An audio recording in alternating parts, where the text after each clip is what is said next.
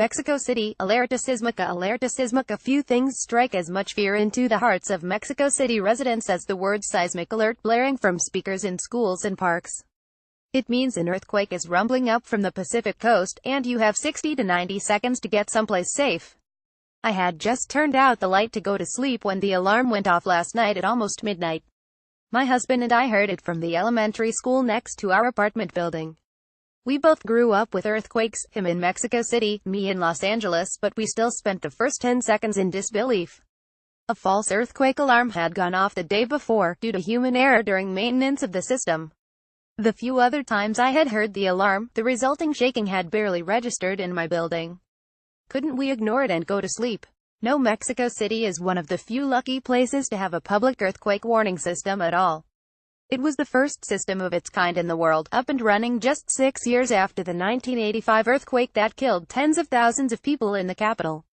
Mexico City has a built-in geological advantage when it comes to early warning. The subduction zones that produced the quakes are along the Pacific coast, more than 200 miles away from the city. While seismic waves normally would peter out over that distance, here they are amplified by the pile of mud upon which Mexico City is built, the remnants of a large lake drained during the colonial period. That can make for some particularly deadly earthquakes. But it also gives us time to learn that one is on the way.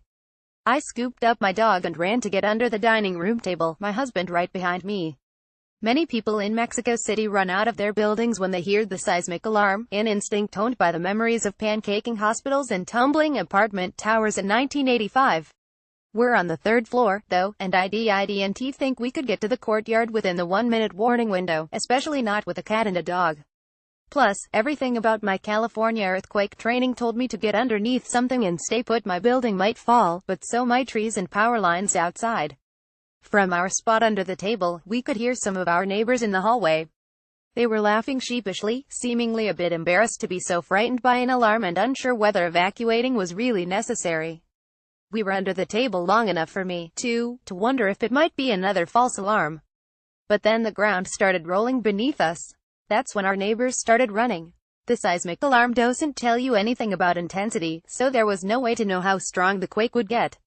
It turned out to be the largest earthquake recorded in Mexico in a century, clocking in at 8.1 magnitude at the epicenter 54 miles off the Chiapas coast. In Mexico City it lasted a full minute, the floor heaving, the building creaking, furniture rattling. I focused on every breath, just trying to get to the next one.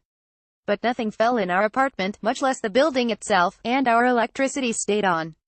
As soon as I was sure it was over and my dizziness passed, earthquakes in Mexico City can feel like being on a boat because of our jelly ground, I opened Twitter to see how the rest of the city had fared. My feed had erupted with videos of everything from lampposts to the giant Angel of Independence monument swaying feverishly. People filmed transformers exploding, sending sparks flying and leaving many neighborhoods without power.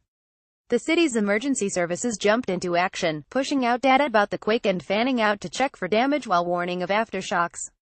It was quickly apparent there had been only minimal damage in Mexico City. A few factors spared us from a repeat of 1985. The epicenter was farther from the city this time, and it occurred deeper in the crust. Building codes have been updated and stringently enforced since 1985, when many shoddy structures, some authorized through corrupt government contracts, collapsed into rubble. Since there was no widespread destruction, the early warning alarm likely didn't save any lives this time, but it worked just as it was meant to. Mexico City residents are relieved. Sure, we got lucky geologically, but we also benefited from measures implemented to protect the capital, which withstood their strongest test yet. In southern Mexico, however, it is a different story. There have been more than 30 deaths reported so far, and many buildings collapsed or were seriously damaged in Chiapas, Oaxaca, and Tabasco. Part of the city hall in Juchitán, Oaxaca, seemingly disintegrated, with a Mexican flag standing amidst the rubble. Rescue efforts are ongoing. Large swaths of these states are rural and isolated, and it will likely take several days to understand the true extent of the devastation. The sensors for the early warning system run up and down the Pacific coast, and some of the cities there, such as Acapulco, have an early warning system. The residents there necessarily have a shorter window to get to safety, because they are closer to where the quakes originate. These coastal areas help protect us from earthquake damage in Mexico City, but due to poverty and isolation they are some of the least protected. Mexico is a very centralized country, with political, cultural, and economic life revolving around Mexico City.